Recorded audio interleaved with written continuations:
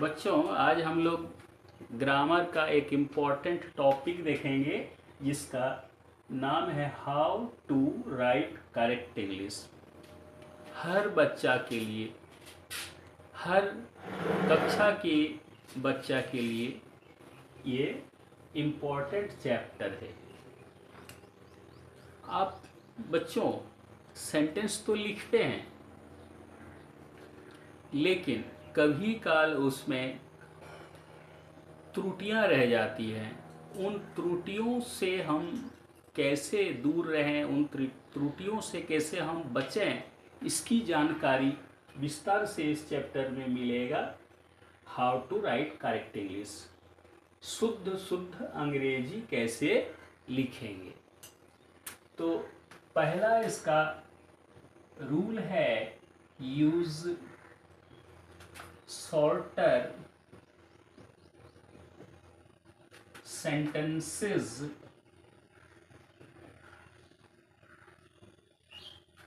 as far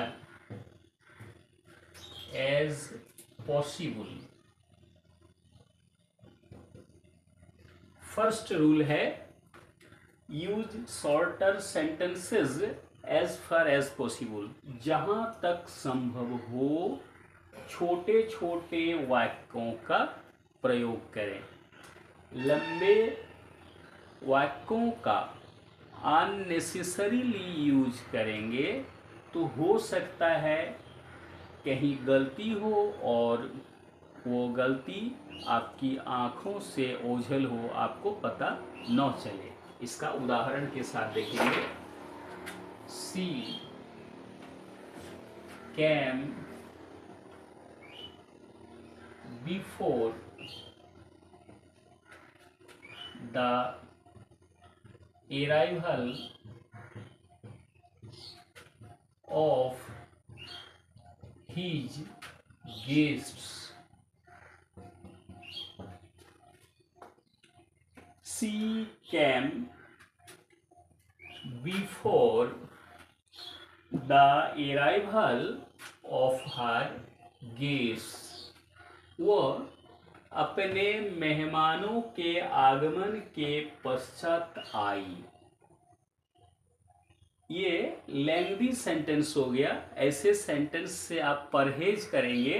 इसे छोटे छोटे वाक्यों में लिखेंगे तो गलत होने की संभावना कम रहेगी। जैसे she cam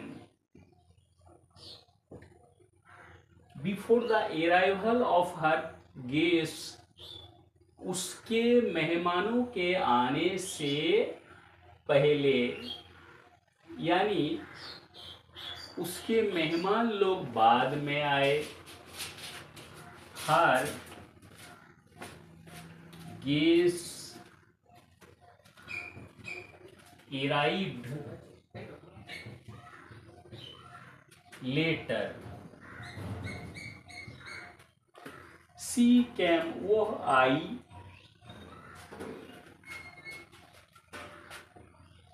her guest arrived letter, उसके मेहमानों के आने से पहले वो आ गई, यानी कि वो आई। उसके मेहमान लोग LATER, बाद में थोड़ी देर बाद मेहमान लोग आए।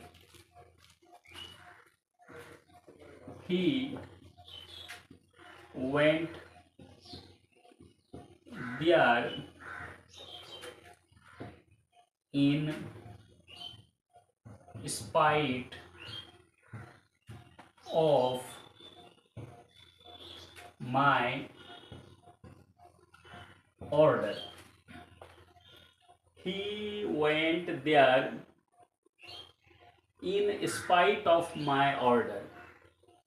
वो वहाँ गया मेरे आदेश के बावजूद, यानी मेरा आदेश था वहाँ जाना नहीं है, फिर भी वो वहाँ गया। तो इसे आसान शब्दों में और दो वाक्य में अगर लिखा जाए तो होगा he went there, it was against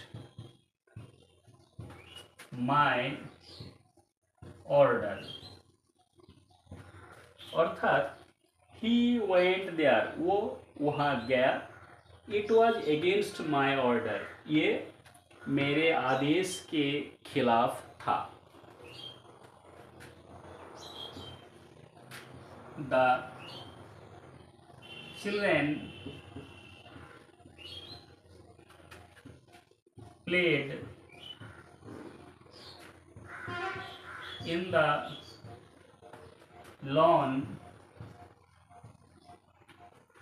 as they were ordered. The children played in the lawn.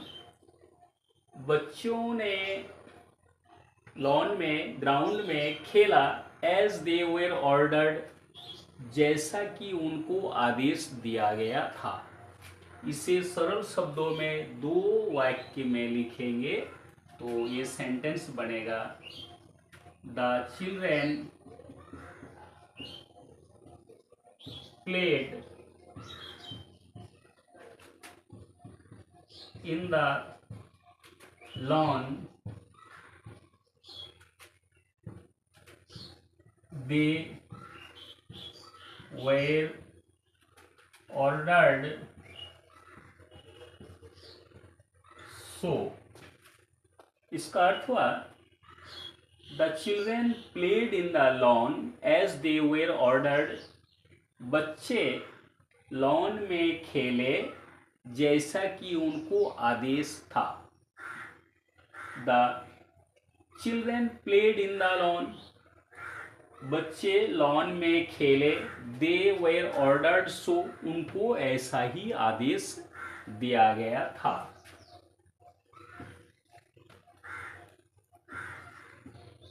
As you know we live in a independent country,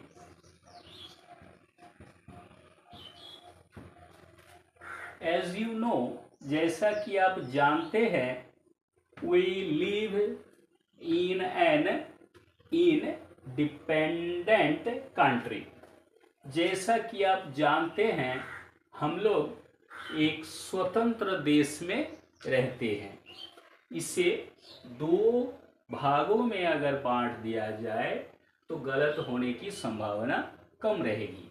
इसे इसमें देखना है कि क्लॉज क्या है, तो सेंटेंस का पार्ट, इसमें दो पार्ट है। एज यू नो ये सबऑर्डिनेट क्लॉज है, यानी हेल्पिंग क्लॉज है, लेकिन we live in an independent country ये प्रिंसिपल क्लॉज है, मेन क्लॉज है, इसीलिए फोकस डालना है we live in an independent country, इसे पहले लिखेंगे। इस तरह सेंटेंस बना, we live in an independent country, we live in an independent country, हम लोग एक स्वतंत्र देश में रहते हैं। एज यू नो, जैसा कि आप जानते हैं, इसे लिखेंगे यू नो इट, आप ये जानते हैं। इस तरह से एक कॉम्प्लेक्स सेंटेंस था। एज यू नो ये सबऑर्डिनेट क्लॉज है, we live in an independent country, हम लोग एक स्वतंत्र देश में रहते हैं। इसे दो अलग अलग पार्ट में डिवाइड कर दिए। प्रिंसिपल क्लॉज जो है, we live in an independent country, we live in an independent country एक इंडिपेंडेंट सेंटेंस बन गया। और एज यू नो, जैसा कि आप जानते हैं, ये एक सबऑर्डिनेट क्लॉज था, इसे प्रिंसिपल क्लॉज में बदल दिए, यू नो इट, आप ये जानते हैं।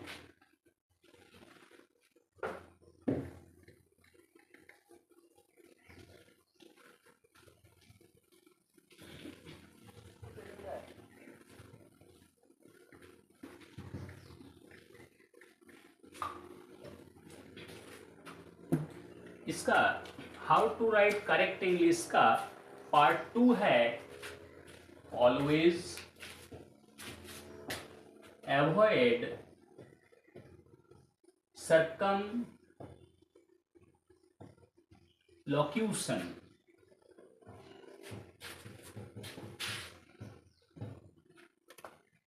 बच्चों आप ध्यान देंगे, इसका मीनिंग क्या होगा। ऑलवेज अवॉइड सर्कमलोक्यूशन, हमेशा घुमा फिरा कर कहने से बचे।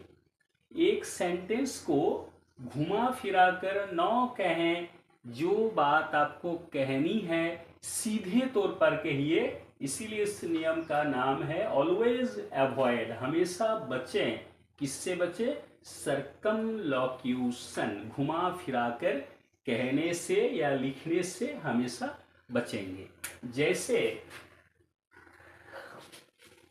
The old man expired,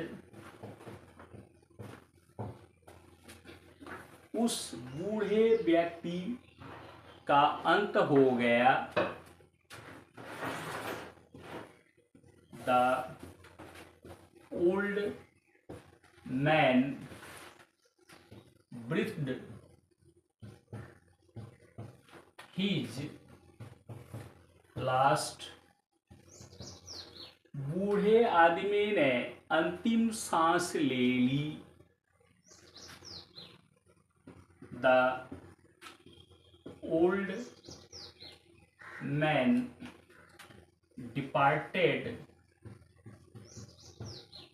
for his heavenly abode। The old man departed for his heavenly abode, बूढ़े आदमी का स्वर्गवास हो गया, यानी बूढ़े व्यक्ति हेवनली एबोर्ड यानी स्वर्गवास के लिए डिपार्टेड विदा हो गया। सबका अर्थ होता है बूढ़े आदमी मर गए।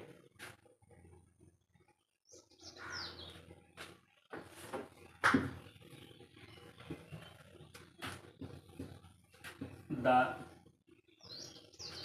old man is no more, बूढ़ा आदमी अब जिंदा नहीं रहा। The old man is dead, बूढ़े आदमी मर चुके हैं। बच्चों इस चैप्टर का जो नाम है how to write correct English, उसका एक पोर्शन है ऑलवेज अवॉइड सर्कमलोक्यूशन, हमेशा घुमा फिरा कर कहने से परहेज करें, बचें। तो इसका है द ओल्ड मैन एक्सपायर्ड, बूढ़े आदमी गुजर गए। The old man breathed his last, बूढ़े आदमी ने अंतिम सांस ले ली। The old man departed, the old man बूढ़े आदमी डिपार्टेड विदा हो गए, फॉर हिज हेवनली एबोर्ड स्वर्गवास के लिए। The old man is no more, बूढ़ा आदमी अब नहीं रहा। The old man is dead, बूढ़ा आदमी मर चुका है। सब में बताया जा रहा है कि बूढ़ा आदमी मर गए हैं, लेकिन ये कहने का तरीका जो है सर्कमलोक्यूशन, इसी को कहते हैं, घुमा फिरा के कहा जाता है। आप इस तरह से सेंटेंस लिखने से या बोलने से परहेज करेंगे, बचेंगे। इससे कैसे आप लिखेंगे?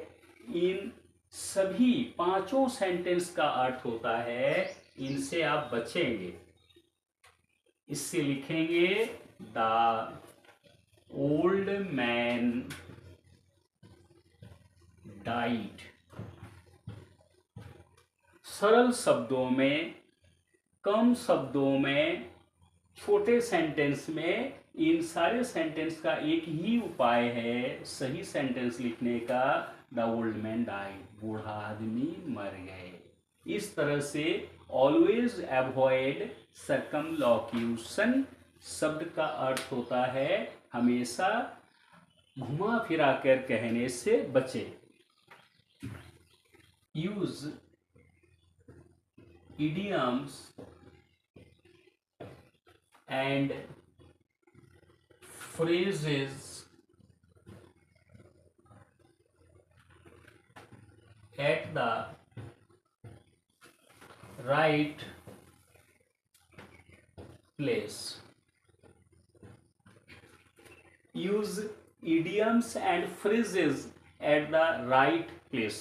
सही जगह पर idioms अर्थात मुहावरे और फ्रेजेस वाक्यांश, वाक्य का अंश, इनका इस्तेमाल करेंगे। इससे अनावश्यक रूप से लंबे सेंटेंस बनाने से आपको सहूलियत होगी। आप आराम से छोटे सेंटेंस बना पाएंगे इडियम्स एंड फ्रेजेस इस्तेमाल करने से। जैसे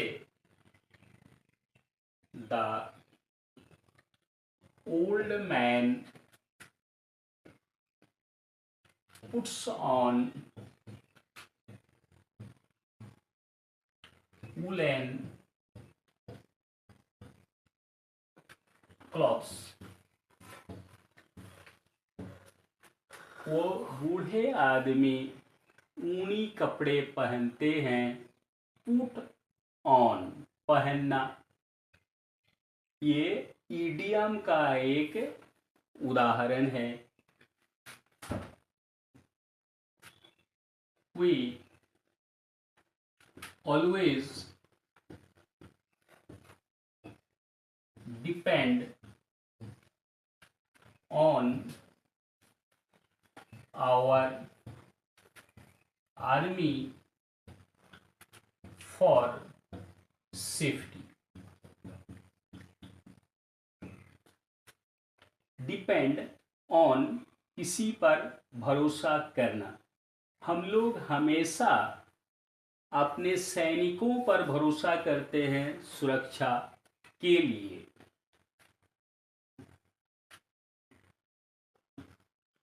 cause live on plants and grass. Live means रहना, लीव रिजाइड, एबाइड, लेकिन लीव ऑन एक इडियम है जिसका अर्थ होता है खाकर जीना।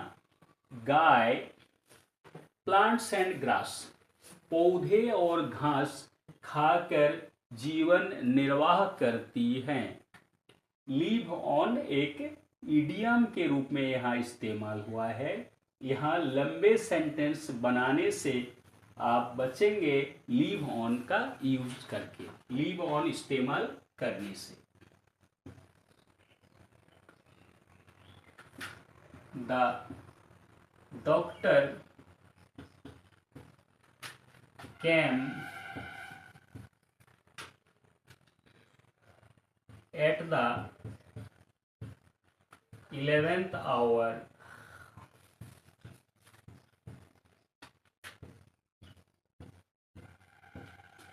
ऐसे तो 11th आवर 11वां घंटे, यानी इसका फ्रेज रूपी अर्थ हुआ अंतिम घड़ी में। डॉक्टर आए अंतिम घड़ी में, एट द 11th आवर, ये एक फ्रेज को दर्शाता है जिसका अर्थ होता है अंतिम घड़ी में। We must do it by hook और बाय क्रुक।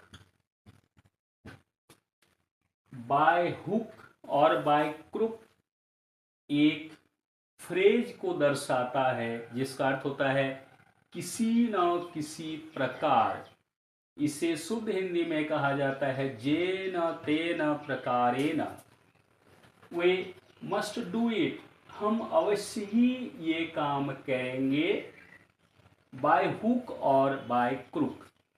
पूरे सेंटेंस का एक साथ अगर अर्थ बताया जाए तो इसका हिंदी में होगा हम लोग इस कार्य को जे न ते न प्रकारेण करेंगे। People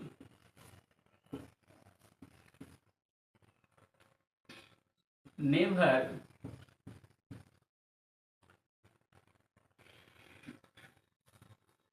put out fire at the right time।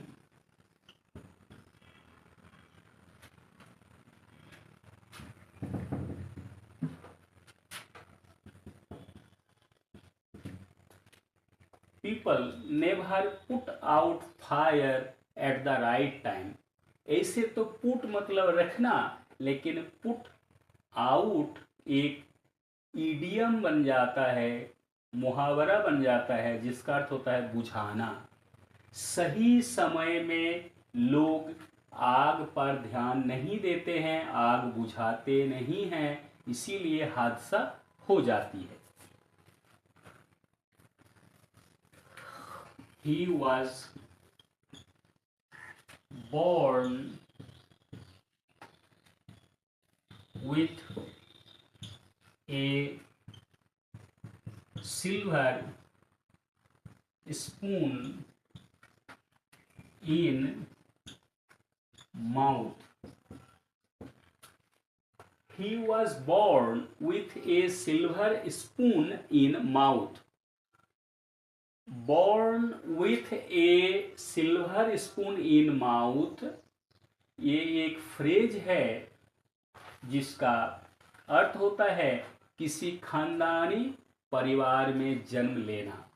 तो उनका जन्म हुआ था एक संभ्रांत परिवार में, एक खानदानी परिवार में, एक ऊंचे खानदान में उनका जन्म हुआ था। इस तरह से आप एक phrase with A silver spoon in mouth का यूज करके सेंटेंस को सरल शब्दों में लिख पाएं। इससे अगर इस फ्रेज का इस्तेमाल न करते हुए अगर आप लिखना चाहेंगे तो इसका हो जाएगा सेंटेंस का रूप ही was born in an aristocratic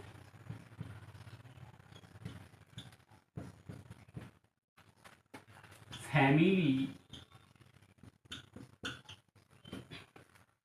He was born in an aristocratic family। उनका एक ऊंचे खानदान में जन्म हुआ था। एरिस्टोक्रेटिक फैमिली नॉर्मल स्टूडेंट के लिए ये लिखना थोड़ा टफ होता है बच्चों, इसीलिए इसके बदले में सुझाव दिया गया कि he was born with A silver spoon in mouth. जैसे सेंटेंस में फ्रेज का इस्तेमाल करेंगे तो करेक्ट इंग्लिश होगा, वरना गलत होने का डर रहता है। बच्चों, how to write correct English लिखने के समय आप एक और रूल एडॉप्ट कर सकते हैं, एक और नियम अपना सकते हैं, वो है use parenthesis.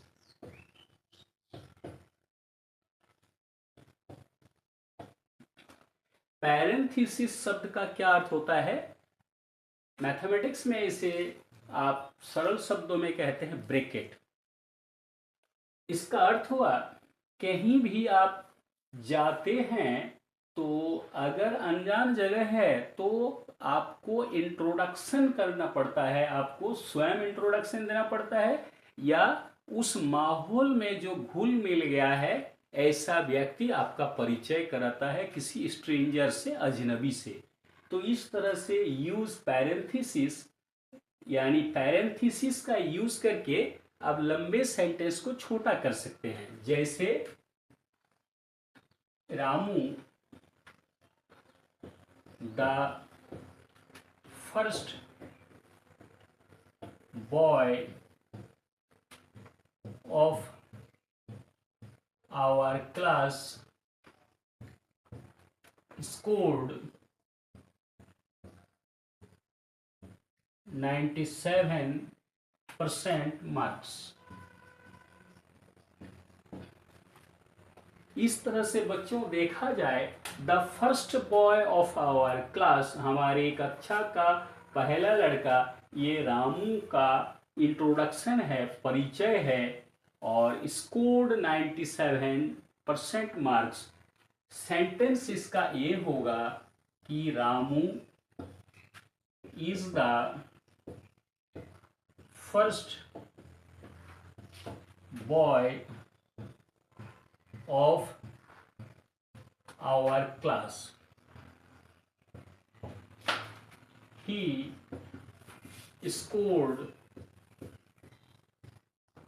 97% marks.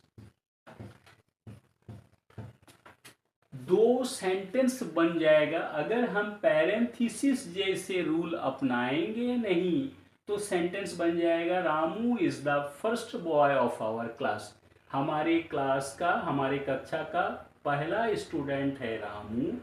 He scored 97% marks, उसने 97% मार्क्स, 97% अंक लाया। लेकिन जब हम पैरेंथेसिस जैसे रूल अपनाएंगे तो ये छोटा, एक ही सेंटेंस में डबल सेंटेंस आ गया, Ramu comma the first boy of our class scored 97% marks.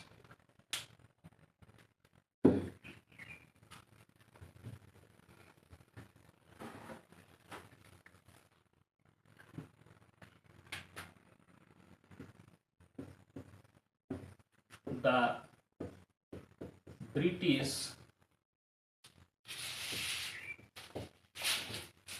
the rulers before 1947 ruled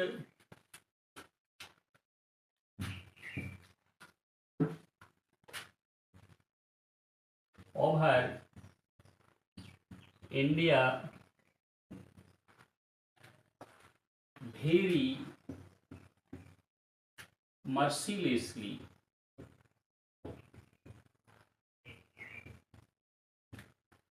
British लोग कौन थे? द रूलर्स बिफोर 1947, 1947 से पहले के शासक थे British. Ruled over India very mercilessly, बड़े ही निर्दयता पूर्वक भारत पर शासन करते थे, भारत पर राज्य करते थे। इस सेंटेंस में पैरेंथेसिस जैसे रूल का यूज किया गया। अगर इस रूल को हम नहीं अपनाते, इस सेंटेंस का फॉर्म क्या होता? The British were the rulers before 1947, they ruled over India very mercilessly।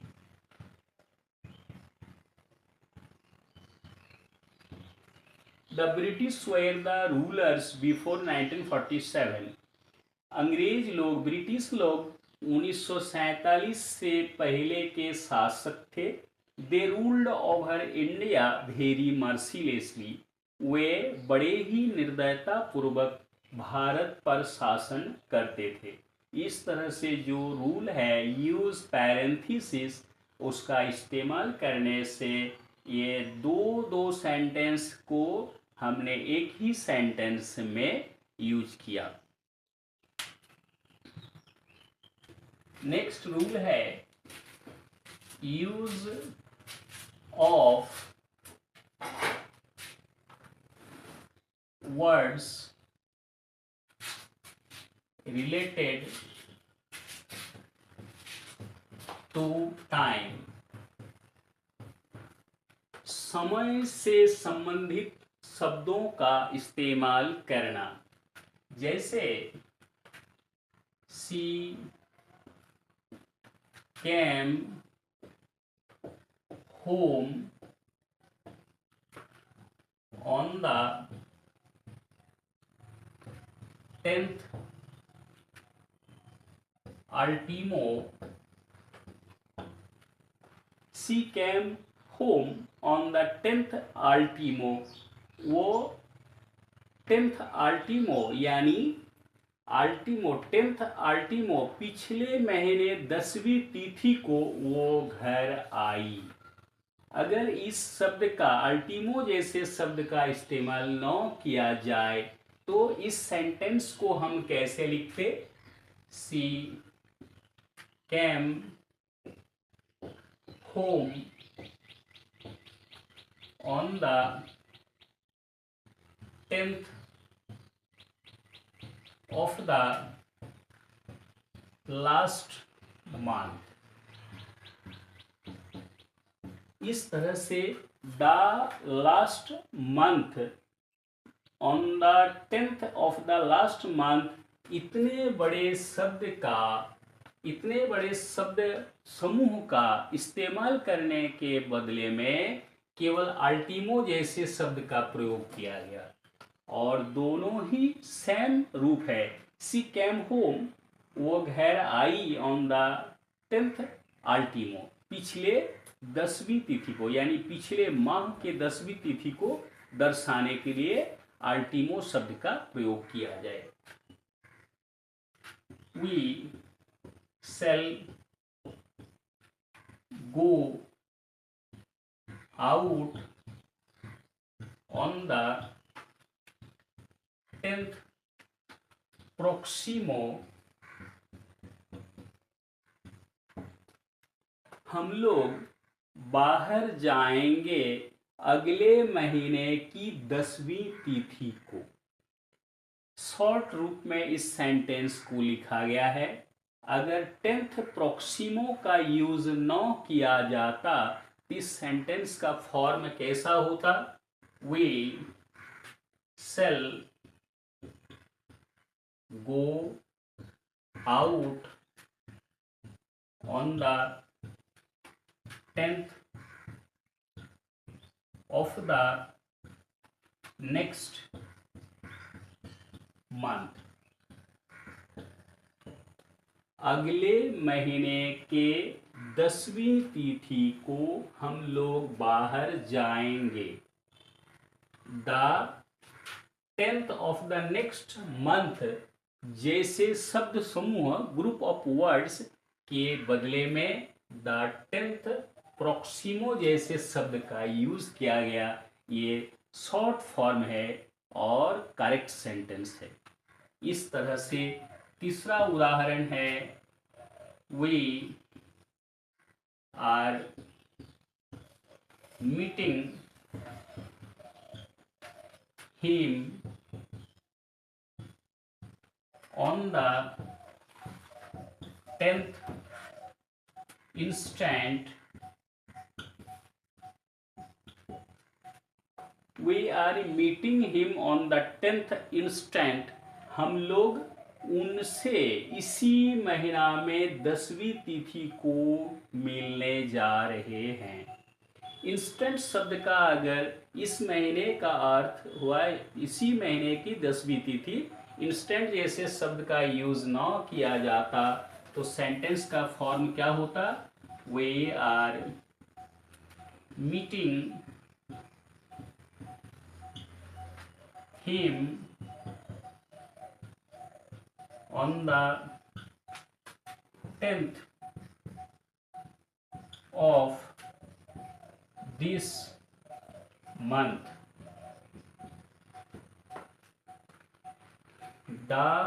On the 10th of this month, इतने बड़े ग्रुप ऑफ वर्ड्स शब्द समूह के बदले में इसका प्रयोग किया गया ऑन द 10th इंस्टेंट, वर्तमान महीने में 10वीं तिथि। इस तरह से बच्चों how to write correct English का ये शॉर्ट फॉर्म में रूल हुआ। अब हम लोग अगले भाग में पार्ट 2 में इसका और विस्तार से चर्चा करेंगे।